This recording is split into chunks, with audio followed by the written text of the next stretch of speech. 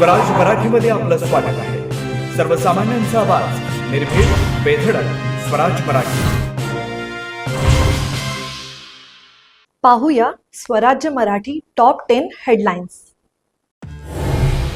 ऑक्टोबरमध्ये अतिवृष्टीग्रस्तांसाठी मुख्यमंत्री सहाय्यता निधीमध्ये जमा झाले 100 कोटी. मात्र प्रत्यक्षात 75,000ंचीच दिली भरपाई. माहितीच्या अधिकारामध्ये सरकारनंच सांगितलं वास्तव. माहितीच्या अधिकारात दिलेली माहिती चुकीची, मुख्यमंत्र्यांनी दिलं अंबादास दानवेंना स्पष्टीकरण. ऑक्टोबर, नोव्हेंबर, डिसेंबरमध्ये 61 कोटींची मदत दिल्याचा दावा, चुकीची माहिती देणाऱ्यांवर कारवाईचा इशारा.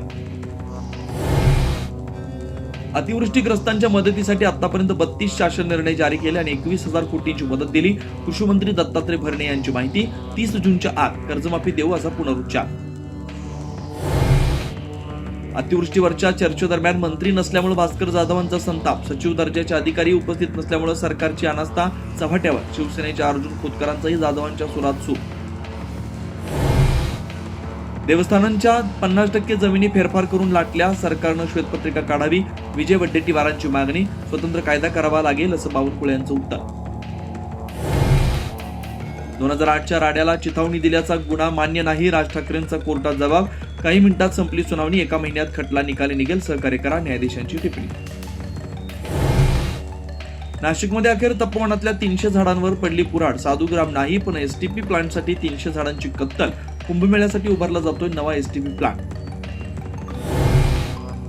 इंडिगोच्या त्रस्त प्रवाशांना भरपाई मिळणार. प्रत्येक प्रवाशाला 10,000 रुपयांची भरपाई देण्याचा इंडिगोचा निर्णय. 10,000 रुपयांचे वाउचर पुढच्या बुकिंग वेळी वापरता येणार. मुंडवा जमीन गैरव्यवहार प्रकरणी शीतल तेजवानीला शिवाजीनगर कोर्टात हजर करणार. आर्थिक गुन्हे शाखेकडून शीतलची चौकशी. रुई इथं ऊसाच्या फळाला आग, फळात 5 बैलगाड्या जळाल्या, सुमारे 5 लाखांचं नुकसान. आता इथेच वेळ झाली थांबण्याची. भेटू पुढील अपडेट सोबत. चॅनलला लाईक करा, शेअर करा आणि सबस्क्राईब करा.